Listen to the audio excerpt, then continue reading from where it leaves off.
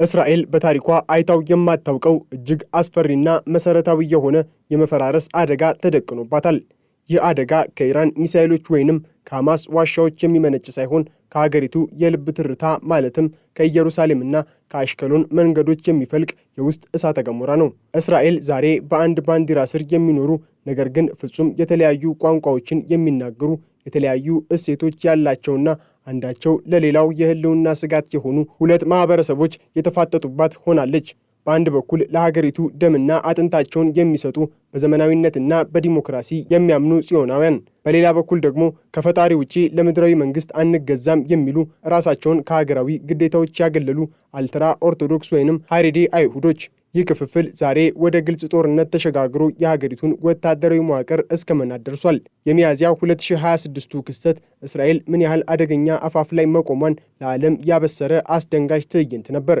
በአሽከሎን ከተማ የሚገኘው የእስራኤል ወታደራዊ ፖሊስ አዛዥ የብርጋዴር ጀነራል ዩቫል ያሚን መኖሪያ ቤት በቁጣ በገነፈሉ በመቶዎች የሚቆጠሩ የአልትራ ኦርቶዶክስ ወጣቶች ተወሯል።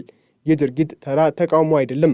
ይልቁንም የሀገሪቱን የደህንነት ምሰሶ በገዛ ዜጎቿ የመናድ የወታደራዊ ተቋማትን ክብር የማዋረድና በመንግስት ላይ የተሰነዘረ ግልጽ አመፅ ነው። ተቃዋሚዎቹ የጀኔራሉን አጥር ሰብረው በመግባት የአትክልት ስፍራውን በመቆጣጠርና ምሽግ በመስራት የሰራዊቱን ከፍተኛ መኮንን ከነቤተሰቡ በገዛ ቤታቸው ውስጥ እንዲታገቱ ማድረጋቸው እስራኤል ውስጥ ሕግና ስርዓት በሃይማኖታዊ ስሜት መሸነፉን ያሳያል። ጀነራል ያሚን በጦር ግንባር ጠላትን የሚጋፈጡ መኮንን ቢሆኑም በገዛ አገራቸው ግን በሃይማኖት ስም ደመኛ ጠላት ተደርገው ተቆጥሯል። ይህ ጥቃት የተፈጸመው ከፍተኛ ፍርድ ቤት በየሺቫ ወይንም የሃይማኖት ትምህርት ቤት ተማሪዎች ላይ የሚሰጠውን የገንዘብ ድጋፍ እንዲቆረጥና በውትድርና ግዳጅ የማይሳተፉት ላይ የወንጀል ክስ እንዲመሰረት ትዕዛዝ ካስተላለፈ በኋላ መሆኑ ፍጥጫው ወደ ህልውና ጦርነት መቀየሩን ያረጋግጣል። ይህንን ቀውስ ለመረዳት የዛሬ 78 ዓመታት ወደ ኋላ መሄድ ያስፈልጋል። እስራኤል በ1948 ስትመሰረት የመጀመሪያው ጠቅላይ ሚኒስትር ዴቪድ ቤን ጉሪዮን ጥቂት ለነበሩ የሃይማኖት ተማሪዎች የሰጡት ከውትድርና ነፃ የመሆን ዕድል ዛሬ የሀገሪቱ ትልቁ መርገም ሆኗል።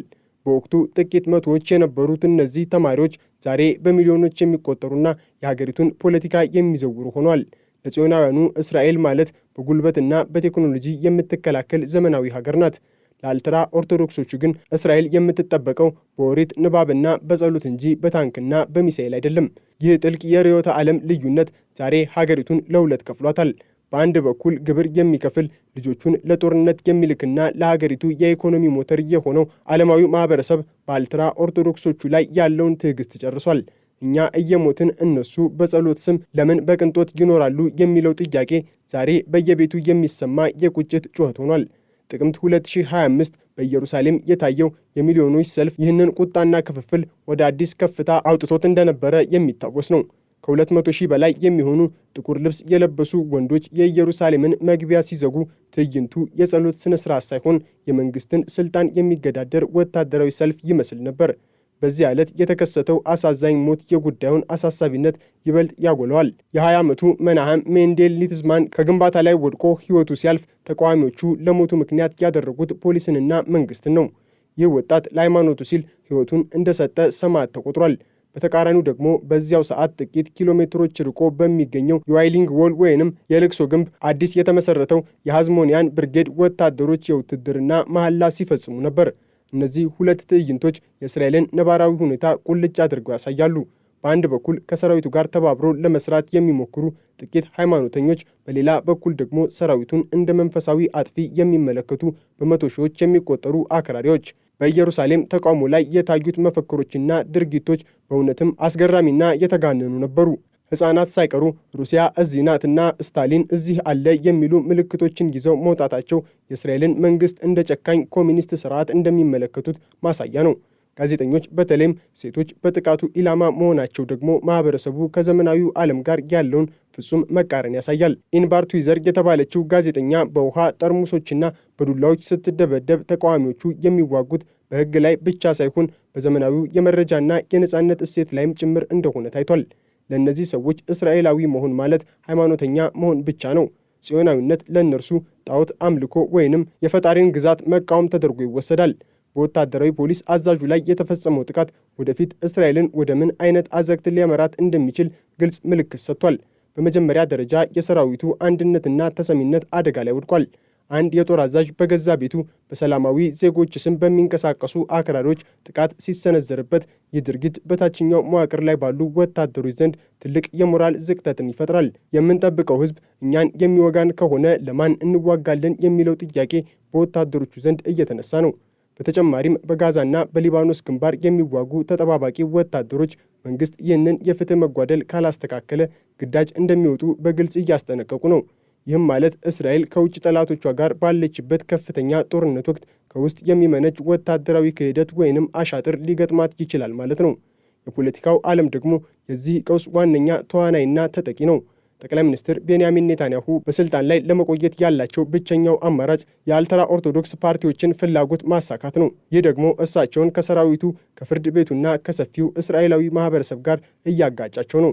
በወታደራዊ ፖሊስ አዛዡ ላይ የተፈጸመውን ጥቃት ኔታንያሁ ቢያወግዙም በተግባር ግን ጥቃት አድራሾቹን ከሕግ የሚታደግ ፖለቲካዊ ሴራ ውስጥ ተጠምደዋል። ይህ የኔታንያሁ የሁለት ቢላዋ ጨዋታ ሀገሪቱን ወደ ፍጹም መንግስት አልባነት እየገፋት ነው። መንግስት ሕግን የሚያስከብረው መራጮቹን በማይነካ መልኩ ብቻ ከሆነ የሕግ የበላይነት ትርጉም ያጣል። በአሽከሎን የታየው ድርጊት ወደፊት ወደ ሰፊ የእርስ በርስ ጦርነት ሊያመራ የሚችልባቸው መንገዶች ግልጽ ናቸው። አንደኛው ዓለማዊ ማህበረሰብ እኛም ግብር አንከፍልም፣ እኛም ውትድርና አንሄድም የሚል ተቃውሞን በስፋት ከጀመረ የእስራኤል መንግስታዊ መዋቅር በሳምንታት ውስጥ ይፈራርሳል። ሁለተኛው ፖሊስና ሰራዊቱ የፍርድ ቤቱን ትዕዛዝ ለማስከበር ወደ ሃይማኖታዊ መንደሮች ማለትም እንደ ብኒ ብራክ ያሉ መንደሮች ውስጥ በኃይል በመግባት የሃይማኖት ተማሪዎችን ማደን ከጀመሩ ደም አፋሳሽ የጎዳና ላይ ውጊያ መፈጠሩ አይቀሬ ነው። አልትራ ኦርቶዶክሶቹ ለወታደራዊ ግዳጅ ከመመልመል ሞትን እንመርጣለን የሚል መፈክር ይዘው መነሳታቸው ለድርድር ቦታ አለመስጠታቸውን ያሳያል።